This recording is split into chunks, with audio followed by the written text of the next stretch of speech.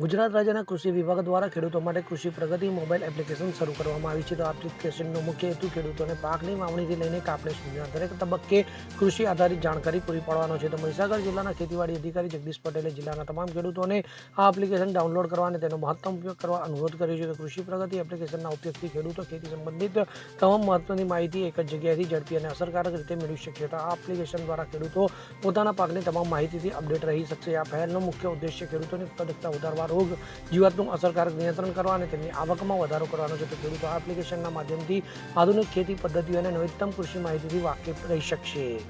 Bureau report CN24 news. હવે જુઓ દેશ દુનિયાની તમામ ખબરો તમારી આંગળીના ટેરવે. ઉઠાવો મોબાઈલ અને Google Play Store પરથી ડાઉનલોડ કરો અમારી CN24 ન્યૂઝ મોબાઈલ એપ.